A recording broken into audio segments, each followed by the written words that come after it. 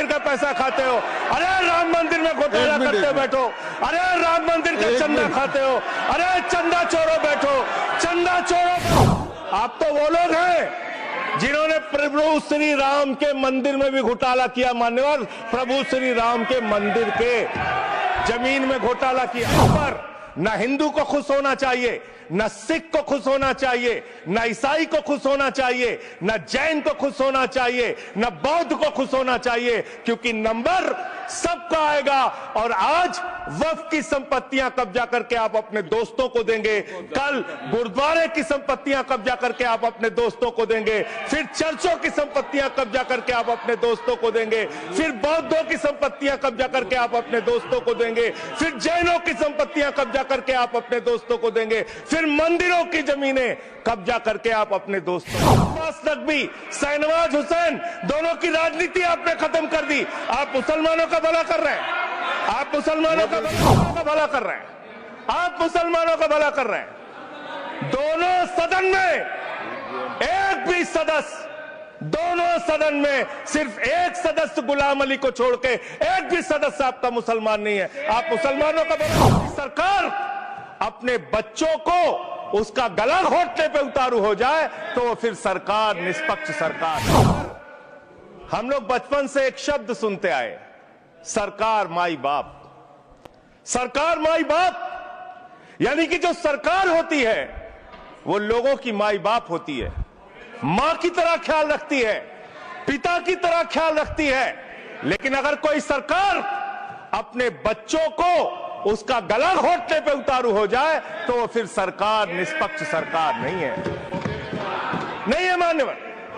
वो सौतेली मां है, वो सौतेली मां है, उसका व्यवहार सौतेला है। और आज आप जो काम कर रहे हैं इस बिल के माध्यम से, आप बाबा साहब डॉक्टर भीमराव अंबेडकर जी के द्वारा लिखे गए संविधान की हत्या कर रहे हैं। अधिकार आपने नहीं दिया, यह अधिकार किसी भारतीय जनता पार्टी के लोगों ने नहीं दिया, यह अधिकार बाबा साहब डॉक्टर भीमराव अंबेडकर जी के द्वारा लिखे गए भारत के संविधान ने दिया। मान और आप उस संवैधानिक अधिकार को छीन रहे हैं एक गैर संवैधानिक बिल लाके। क्या क्या लिखा इस कानून के अंदर आपने, किस तरीके से आपने इस संविधान की हत्या करने का काम किया। आप बड़ी बड़ी बातें कर रहे हैं। यह सरकार कह रही है कि ये कानून हम मुसलमानों के भले के लिए आ रहे हैं। जब मैं आपसे सुनता हूं तो मुझे लगता है कपिल शर्मा कॉमेडी सर्कस में बोल रहा है।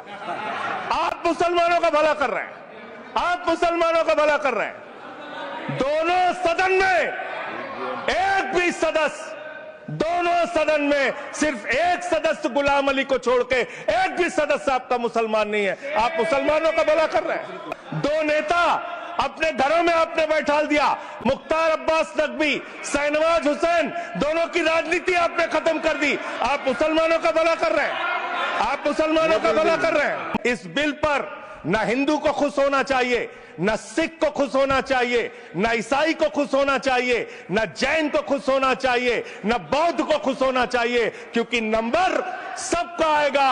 और आज वक्फ की संपत्तियां कब्जा करके आप अपने दोस्तों को देंगे, कल गुरुद्वारे की संपत्तियां कब्जा करके आप अपने दोस्तों को देंगे, फिर चर्चों की संपत्तियां कब्जा करके आप अपने दोस्तों को देंगे, फिर बौद्धों की संपत्तियां कब्जा करके आप अपने दोस्तों को देंगे, फिर जैनों की संपत्तियां कब्जा करके आप अपने दोस्तों को देंगे, फिर मंदिरों की जमीनें कब्जा करके आप अपने दोस्तों को देंगे। आप तो वो लोग हैं जिन्होंने प्रभु श्री राम के मंदिर में भी घोटाला किया। मान्यवर, प्रभु श्री राम के मंदिर के जमीन में घोटाला किया।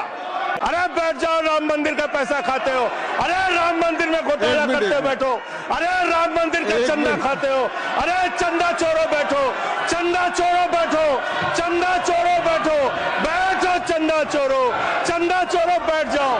चंदा चोर हो तुम लोग चंदा चोर हो, चंदा चोर हो तुम लोग, चंदा चोर हो, चंदा चोर हो, चंदा चोरो बैठो। एक मिनट को प्लीज। चंदा, आप पिछड़े मुसलमानों का भला करने जा रहे हैं। सुनने में बहुत अच्छा लगता है कि आप पिछड़े मुसलमानों का भला करने जा रहे हैं। आपने इसमें कहा कि आप महिलाओं का भला करने जा रहे हैं। सुनने में बहुत अच्छा लगता है कि आप महिलाओं का भला करने जा रहे हैं, लेकिन ये सरकार, और यहां पे इस समय मंत्री जी नहीं है, मैं उनसे पूछना चाहता हूं, आप देश को और सदन को गलत जानकारी क्यों दे रहे हैं? मानवर 2013 के वक्फ बिल में जो भारतीय जनता पार्टी की सहमति और सहयोग से पास हुआ, उसमें भी महिलाओं के लिए आरक्षण था।